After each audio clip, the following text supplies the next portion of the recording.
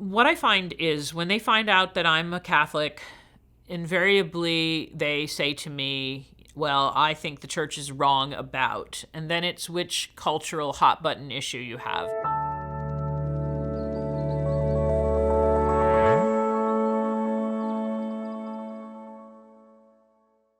My name is Barbara Nicolosi. I am a writer in the Writers Guild of America. I've been a producer. I've been a producer of theater. I've been a producer of web series and documentaries. I've written feature films. I've been a production company executive. I've been a script doctor, script consultant, and I have my PhD in creative writing. I teach honors students, so we read great books. Done quite a lot of things in the entertainment industry and in the education world. I think there are people in Hollywood who are absolutely hostile to Christianity, and I've met a few of them.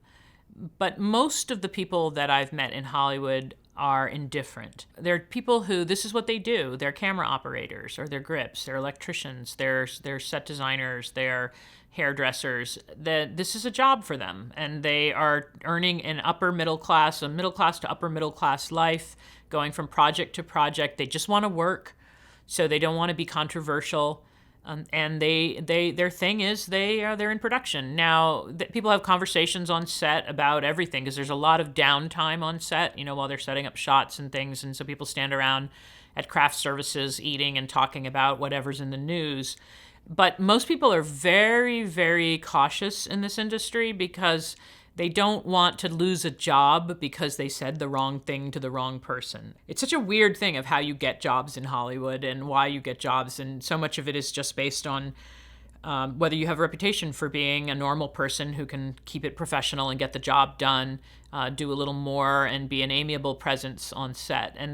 So that's mainly what I see. People are very wary of engaging in religious conversations because they don't know where you're going to be on that, and they don't want to get branded in case you like or don't like that thing. And so getting people out of that reticence to actually talk about God or spiritual experience, that's the tricky thing, because they've worked very hard to keep that way in the background, a lot of people there. I've spent a lot of time around people who aren't Catholic, aren't Christian, people who are into all kinds of things, Baha'i stuff or New Age stuff, people who are into Buddhism in a trendy way, all kinds of things. And what I find is when they find out that I'm a Catholic, invariably they say to me, well, I think the church is wrong about, and then it's which cultural hot button issue you have, either homosexuality or abortion. Some of them will know where we stand on birth control. They'll disagree with that. Some of them will resent the churches not having women be in higher levels of authority in the church.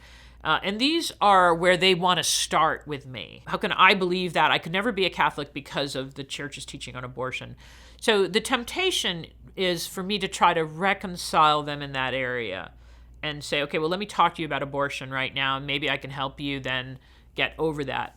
I've found that is not the way to do it.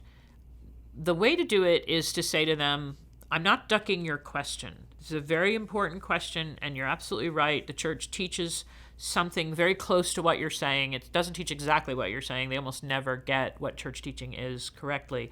You say, but I'm not ducking your question. We're going to get there, but is it okay if we don't start there?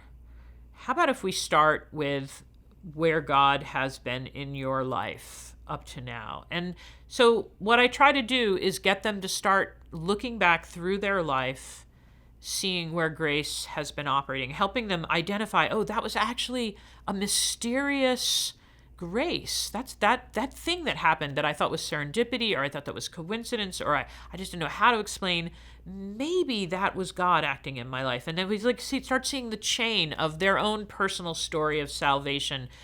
So my contention to them is that faith is their response to those things. That faith is hearing, it's a response. And so once we kind of make the list with them of how has God been saving you, then it's like, okay, well, what can we say now about God based on how he's been saving you? Well, he's very patient, he's very gentle, he's very loving, he's very clever, he's very creative, he's very beautiful. He's very powerful. And you just kept making this list of attributes that who is this God that has been trying to get your attention? So the idea then is getting them into this process, this journey, and not letting them circumvent the journey up front by these hot button political moral issues. To say, we'll get there, but you cannot possibly understand why the church is against abortion until you understand what the church thinks a human life is and why human life is so beautiful and precious. We can't talk about that until you get there, and we can't get there until you get, who God is. But there are people in Hollywood who absolutely, I would say 10% are absolutely antagonistic to Christianity. They think Christianity is what's wrong with the world, and they are convinced that Christians want to take over women's lives, tell them that they have to have as many babies as possible, and that they want gay people to be in prison. And they have very extreme understanding of what we would do if we were in charge. And it looks very much like some kind of totalitarian state in their brain, that Christians really want to put people who don't believe what they believe in prison. And that's something we have to look at our rhetoric to see why they think that. This thing I've learned working with pagans is that you have to be patient with discipling them, with them kind of stumbling into it, and they're looking for reasons to not be Catholic.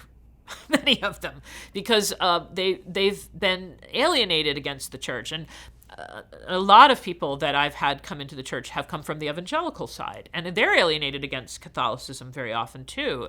They, think it's about Mary, they think it's about the Pope, and so even them, it's like, okay, we're going to get to Mary, but we're not going to start with Mary. We're going to get to the magisterium, but we're not going to start with that. We're going to start with God and you, and then move into Christ, and then the church, and then we'll get there. So it's a little bit of arrogance, which makes us want to solve people's problems easily and fast.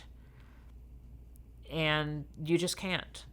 You just can't. You have to have patience and believe that the faith will, if it's embraced, will answer a lot of their questions eventually. You gotta understand that things have changed, and we are in a post-Christian society. We are in a hostile, antithetical society. It's becoming more and more that way towards us. And you got to wake up and accept that. It's like, okay, we're like unto the Christians who lived in the 2nd and 3rd century now. Okay, that's the name of the game. Stop thinking it's not. Stop thinking that you're living in the 50s or the 60s or even the 80s. Those days are gone. So now, what do we do? How do we still be disciples in this climate?